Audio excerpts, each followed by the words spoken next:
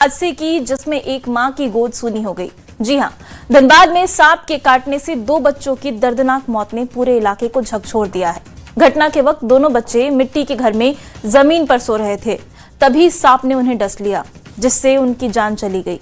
इस घटना के बाद सवाल उठता है कि आखिर आज भी गरीबों को पक्का और सुरक्षित घर क्यों नहीं मिल पाया है। ये रिपोर्ट देखिए। मिट्टी का घर बना मौत का जाल, रात का अंधेरा मौत बनकर पहुंचा सांप, 2 बच्चों की मौत, सिस्टम अब भी खामोश। वादे बड़े लेकिन छत अब भी कच्ची। बारिश की रात मिट्टी का घर, जमीन पर सोते मासूम, और फिर मौत बनकर पहुंचा जहरीला सांप। धनबाद में सांप के काटने से 2 बच्चों की दर्दनाक मौत ने सिस्टम की नींद पर बड़ा सवाल खड़ा कर दिया है। बताया जा रहा है कि घटना के वक्त दोनों बच्चे मिट्टी के घर में जमीन पर सो रहे थे, तभी सांप ने उन्हें डस लिया। लोगों की भारी भीड़, रोते बिलखते परिजन। ये तस्वीरें हैं धनबाद की, जहां एक ही घर के 2 मासूम काल की गाल में समा गए। पूर्वी टुंडी के कोरैया गांव में बीती रात सांप के काटने से सगे भाई बहनों की मौत हो गई। मृतकों में 6 साल की मासूम महिमा सोरेन और उसका 3 साल का छोटा भाई रितेश सोरेन शामिल है। इस दोहरे हादसे ने पूरे इलाके को झकझोर कर रख दिया है। मां का रो रो कर बुरा हाल है। एक हंसता खेलता परिवार रात भर में बिखर गया। दोनों बच्चा जमीन में सोया हुआ था रात में, तो सांप मतलब काट के वो दोनों को मर गया बच्चा। घर का परिस्थिति बहुत खराब है, वो लोग बहुत गरीब है, एकदम बहुत से बहुत गरीब। हाँ, मिट्टी का है, उस लोग आवास का है। गांव में आज भी हजारों परिवार मिट्टी और टीन के घरों में रहने को मजबूर हैं। बारिश आते ही ये घर खतरे का अड्डा बन जाते हैं। कभी दीवार गिरती है, कभी सांप बिच्छू मौत बनकर घर में घुस आते हैं। लेकिन सवाल है, क्या गरीब की जिंदगी इतनी सस्ती है? सुविधा उपलब्ध कराने की प्रक्रिया किया जा रहा है, और मैं आम लोगों से भी यह अपील करता हूं कि सर्पदंश की अगर किसी कारणवश घटना घटित हो जाती है तो तुरंत ही अपने नज़दीक के स्वास्थ्य केंद्र में उनका इलाज के लिए पहुंचें, और किसी भी झाड़ फूक ओझा तांत्रिक के चक्कर में न रहें। अब सवाल सिर्फ इस हादसे का नहीं, सवाल उस सिस्टम का है जो आज भी गरीबों को सुरक्षित छत नहीं दे पाया। आखिर 2026 में भी लोग कच्चे घरों में रहने को क्यों मजबूर हैं? सबको पक्का मकान का दावा जमीन पर कब उतरेगा? क्या सरकारी योजनाएं सिर्फ पोस्टर और प्रचार तक सीमित है? जिन घरों में छत नहीं, वहां सुरक्षा की जिम्मेदारी कौन लेगा? या फिर हर साल ऐसे ही मौत का डंक गरीबों को डसता रहेगा? न्यूज़ 18 के लिए धनबाद से संजय गुप्ता के साथ ब्यूरो रिपोर्ट। और अब बात करते हैं 9 मई से लापता रांची की मासूम अदिति की।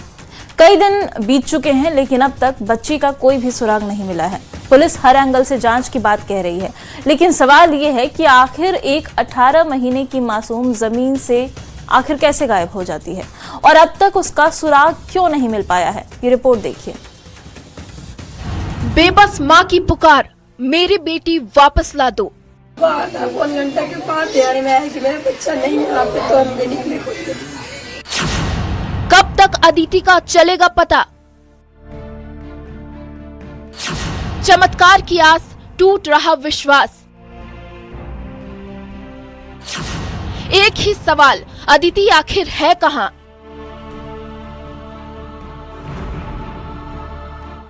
नौ मई का दिन और उसके बाद से अदिति पांडे का कोई पता नहीं। परिवार लगातार तलाश में है। इलाका भी सन्नाटे और चिंता में डूबा हुआ है।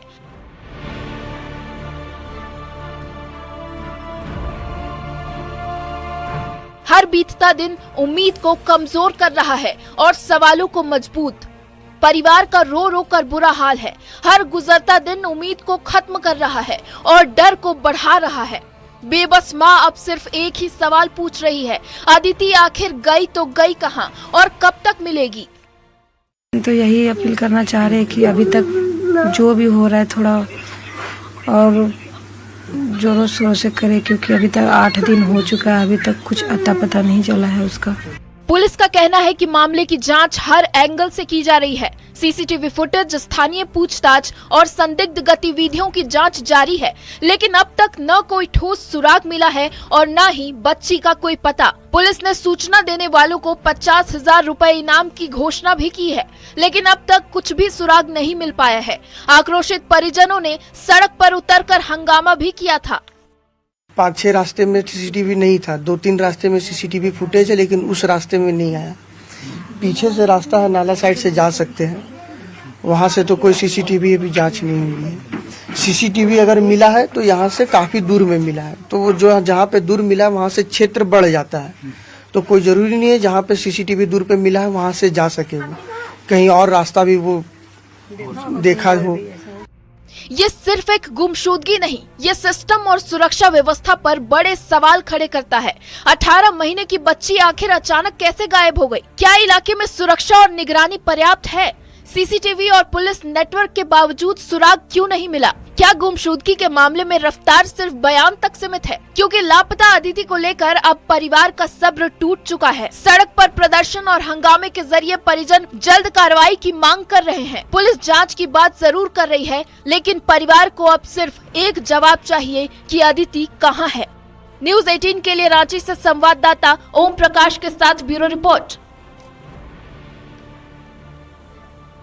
अब खबर गुमला से, जहां सेलम बाल सुधार गृह से फरार हुए 3 किशोरों को पुलिस ने पकड़ लिया है। ये तीनों किशोर अलग अलग मामलों में कैद थे और कल सुबह बाल सुधार गृह की 4 दीवारी फांदकर फरार हो गए थे। घटना के बाद गुमला थाने में प्राथमिकी दर्ज की गई थी और विशेष टीम का गठन किया गया।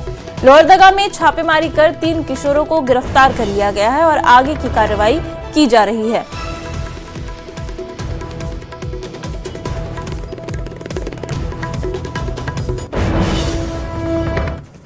बड़ी खबर चाईबासा से है, जहां NH 320D पर लोगों ने 2 घंटे तक सड़क जाम किया। सड़क हादसे में बाइक सवार 3 युवकों की मौत हो गई और ग्रामीणों में इसे लेकर भारी आक्रोश देखने को मिला। गुस्साए लोगों ने मुआवजे की मांग को लेकर NH 320D को जाम कर दिया।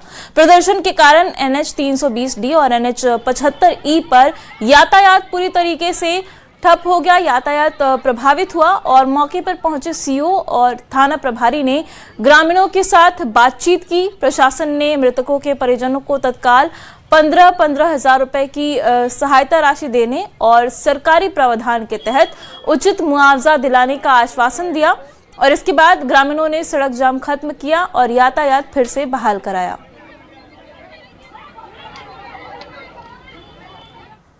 खबर हजारीबाग से है, जहां शहर के खजांची तालाब में डूबने से युवक की मौत हो गई है। बताया जा रहा है कि वो अपने दोस्त के साथ तालाब में नहाने गया था, तभी अचानक गहरे पानी में चला गया और डूब गया। घटना के बाद स्थानीय लोगों ने काफी खोजबीन की, लेकिन युवक का पता नहीं चल सका। बाद में गोताखोरों की मदद से कई घंटे तक रेस्क्यू अभियान चलाया गया, जिसके बाद शव को बाहर निकाला गया। घटना के बाद परिवार में मातम पसरा हुआ है। हटाने लगा, हम गए बचाने, हम भी तैरने नहीं जानते। हम जब उसको बचाने गए, हाथ पकड़े तो हाथवा स्लिप कर गया और हमको अंदर फिर चलेगा। फिर हम किसी तरह करके वहां से तो छटपटाक, हम भी तैरने नहीं जानते, छटपटाक निकले। उसके बाद यहाँ पे हम 2-3 आदमियों को आवाज मारे तो कोई बचाने के लिए नहीं आया। 2 लड़का आया, तब तक वो नीचे डूब गया था। चौपारण के बगल में एक चैया बस्ती है, वहां से लोग आए और किसी तरह से बॉडी को निकाले। ये बहुत दुख की बात है। एनडीआरएफ की टीम एक्टिव नहीं है। कम से कम 10 घंटे 12 घंटे में एनडीआरएफ की टीम पहुंचनी चाहिए। फिर एनडीआरएफ का टीम का मतलब क्या हुआ? जब टाइम पे नहीं पहुंच पाता है तो कहीं न कहीं एनडीआरएफ टीम की विफलता है, प्रशासनिक पदाधिकारियों की विफलता है। मैं विधानसभा में बार बार इसका प्रश्न उठाया हूँ कि ये एनडीआरएफ का एक विंग यहाँ हजारीबाग में रहना चाहिए। ये प्रमंडलीय टाउन है। खबर रांची से है, जहां पुलिस को अनिल टाइगर हत्याकांड और राधे श्याम साहू फायरिंग मामले में बड़ी सफलता मिली है। पुलिस ने मुख्य आरोपी अभिषेक कुमार सिन्हा और सूरज को गिरफ्तार कर लिया है। जांच में खुलासा हुआ कि जमीन कारोबारी राधे श्याम साहू पर फायरिंग करने के लिए आरोपी को 20 लाख रुपए की सुपारी मिली थी। वहीं अनिल टाइगर हत्या मामले में भी उसने 5 लाख रुपए लेकर शूटर्स के जरिए वारदात को अंजाम दिया था। 2 चर्चित केस और जो बहुत महत्वपूर्ण केस भी थे। सबसे पहले जो केस नंबर जो नगड़ी का था, दलादली ओटी, जो हाल ही में हुआ था 15 अक्टूबर 2025 के आसपास, उसमें जो एक व्यक्ति हैं राधे श्याम साहू, उनके ऊपर 6 राउंड गोलियां बरसाई गई थी।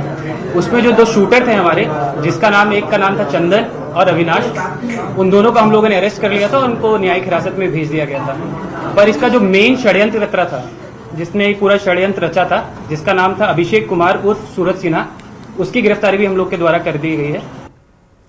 अब खबर धनबाद से है, जहां प्रधानमंत्री मोदी की अपील का असर देखने को मिला। बीजेपी विधायक राज सिन्हा ने अपील से प्रेरित होकर ई रिक्शा का सफर किया है। उन्होंने अपनी 4 पहिया गाड़ी छोड़कर पीए और बॉडीगार्ड के साथ ई रिक्शा पर सवारी की।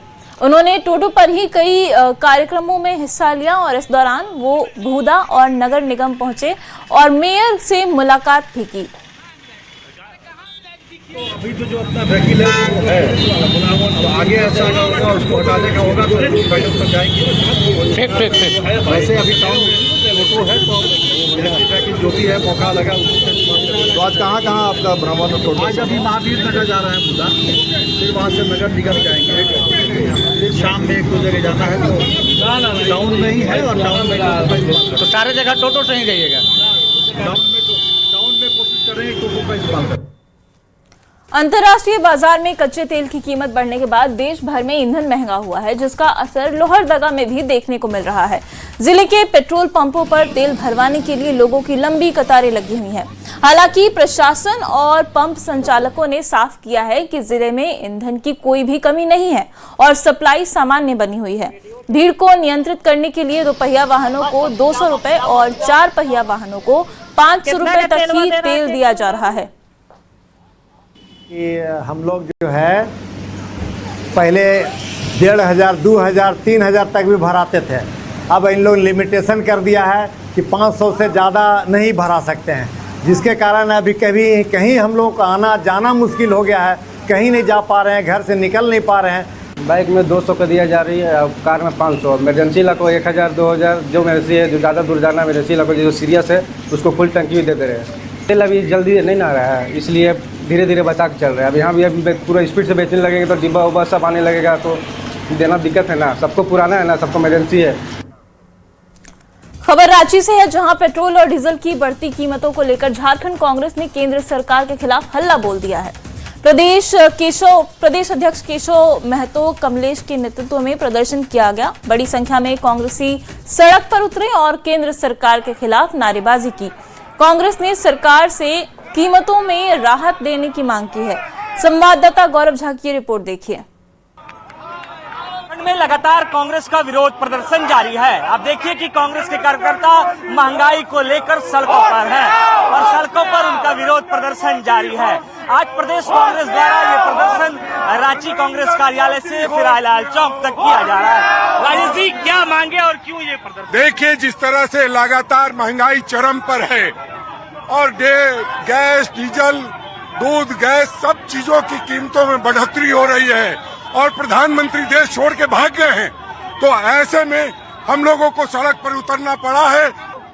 आप देख रहे हैं कि पूरा सड़क में सन्नाटा है, पेट्रोल डीजल कहीं नहीं मिल रहा है, लंबी लंबी कतारें लोग लगा रहे हैं और ये जो पेट्रोल डीजल का दाम बढ़ाने का काम किया है, ये जनता पर जो बोझ दे रहे हैं, ये निकम्मी केंद्र की सरकार है। कांग्रेस के जो जिला अध्यक्ष है वो अपने सर पर सिलेंडर लेकर निकले हुए हैं। सर पर सिलेंडर है। राजा जी, क्या वजह?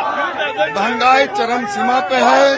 मोदी जी का नारा था, बस बहुत हुई महंगाई की मार, अब की बार मोदी सरकार अब हो गई है। धीरे धीरे बहुत हुई आज के दिन महंगाई इतनी चरम सीमा पर है, आप देख सकते हैं। आम जो जरूरत की चीज इतनी महंगी हो चुकी है कि आम लोगों के पहुंच से दूर हो चुकी है। बिल्कुल, जो तमाम लोग हैं आप देखिए वो विरोध प्रदर्शन इनका जारी है और लगातार कांग्रेसी जो है वो सड़क पर प्रदर्शन कर रहे हैं। इनका कहना है कि जिस तरीके से महंगाई तेजी से बढ़ी है, इसे लेकर आज कांग्रेस सड़क पर उतरी है और इनका विरोध प्रदर्शन चल रहा है। कैमरा पर्सन प्रभाकर के साथ गौरव झा, न्यूज़ 18 रांची। रांची से बड़ी खबर है, एसआईआर को लेकर डीसी ने राजनीतिक दलों के साथ अहम बैठक की है। बैठक में हटिया विधायक नवीन जायसवाल के साथ कई प्रतिनिधि मौजूद रहे। राजनीतिक दलों ने कई सुझाव भी दिए। BLA 2 को विशेष ट्रेनिंग दिए जाने की जरूरत पर भी जोर दिया गया। BLO और BLA 2 के बीच बेहतर समन्वय करने की मांग की गई ताकि किसी भी मतदाता का अधिकार प्रभावित न हो। कैटेगरी के जो वोटर्स जो है वो उसके संबंध में और कैसे उनको मैपिंग करना है और अनमैप्ड जो वोटर्स जो है तो उसके संबंध में भी हम लोगों ने जानकारी दिए हैं। और साथ में जो BLA-2 जो कहते हैं हर एक बूथ में एक एक व्यक्ति को उनके द्वारा जो अपॉइंट करना ताकि वो लोग सहयोग करेंगे इसके SIR के उसके संबंध में भी हम लोगों ने उनको अनुरोध किया है कि जल्द से जल्द अपॉइंट करें ताकि ये सभी राजनीतिक दलों के दल और जो विभिन्न संगठनों के सहयोग से ही और भागीदारी से ही सभी सुयोग्य वोटर्स को जो है हम लोग जोड़ पाएंगे। खबर रांची से है, जहां करीब 80 निजी अस्पताल प्रबंधकों के साथ डीसी ने अहम बैठक की। बैठक में अस्पतालों की कार्यप्रणाली को लेकर कई सख्त निर्देश दिए गए। डीसी ने कहा कि पैसों के अभाव में किसी चौको अस्पताल में जबरन नहीं रोका जाएगा। खासकर ग्रामीण क्षेत्रों से आने वाले लोगों को इलाज खर्च और सुविधाओं की पूरी जानकारी देने का निर्देश दिया गया है। आयुष्मान भारत योजना के तहत डिजिटल पोर्टल को नियमित अपडेट करने के तय दर से ज्यादा राशि नहीं वसूलने की भी चेतावनी दी गई है। टैक्स डिटर्मिनेशन के केसेस नहीं हो, किसी का इसमें संलिप्तता नहीं हो, नहीं तो कार्रवाई होगी। उसके बाद हम लोगों ने आयुष्मान भारत डिजिटल मिशन के बारे में भी बात की है कि सभी जितने भी मेडिकल जो रिपोर्ट्स रहते हैं और पेशेंट्स के जो रिकॉर्ड्स रहते हैं वो सारा ये डिजिटल मिशन के अंतर्गत ही आए ताकि आसानी से सारा हम लोग मेंटेन कर सकते हैं। उसके बाद जो आयुष्मान जन आरोग्य योजना के अंतर्गत भी हम लोगों ने जो स्टैंडर्ड ट्रीटमेंट गाइडलाइंस जो रहता है वो सभी हॉस्पिटल्स को देना है। अगली खबर रामगढ़ से है, जहां लगातार कई सालों तक घाटे में चलने वाला CCL का बड़ा सयाल एरिया अब मुनाफे की राह पर आगे बढ़ रहा है। वित्तीय वर्ष 2026-27 के लिए एरिया को 90 लाख टन कोयला उत्पादन का लक्ष्य दिया गया है, जिसमें 13 मई तक 6,95,000 टन उत्पादन किया जा चुका है। एरिया करीब 400 करोड़ रुपए के लाभ में चल रहा है। इस साल हम लोगों का जो कोयला का टारगेट 9 मिलियन है, 90 लाख टन है। 90 लाख टन कोयला करने के लिए हमारे यहाँ 4 अभी प्रोजेक्ट चल रहे हैं और सभी प्रोजेक्ट में डिस्ट्रीब्यूशन है। लगभग 5.3 मिलियन हमको करना है बिरसा से और 1.7 के आसपास करना है उरीमारी से, ये दोनों मिला के 7 मिलियन और यहाँ से 1.2 मिलियन और 8 लाख हमको करना है भुरकुंडा से और 1.2 मिलियन स्याल से। टोटल 9 मिलियन का प्रोडक्शन हम लोग को करना है। CCL के बड़का स्याल एरिया को चालू वित्तीय वर्ष 2026-27 में 90 लाख टन कोयला उत्पादन का लक्ष्य दिया गया है। आपको बताना चाहेंगे कि बड़का स्याल एरिया बीते वर्ष तक नुकसान में चल रहा था, लेकिन अभी वर्तमान में 400 करोड़ के लाभ पर ये एरिया चल रहा है। और वित्तीय वर्ष 25-26 की बात करें तो वित्तीय वर्ष 25-26 के दौरान बड़का स्याल एरिया ने 87.5 लाख टन कोयले का उत्पादन किया था, यानी लक्ष्य जो उसे दिया गया था उसे पूरा किया गया था। बड़का स्याल एरिया में उरीमारी, बिरसा, न्यू बिरसा, स्याल, भुरकुंडा परियोजनाएं चलती हैं, जहां पर 4 स्थानों पर आउटसोर्सिंग के माध्यम से कोयले का उत्पादन किया जाता है।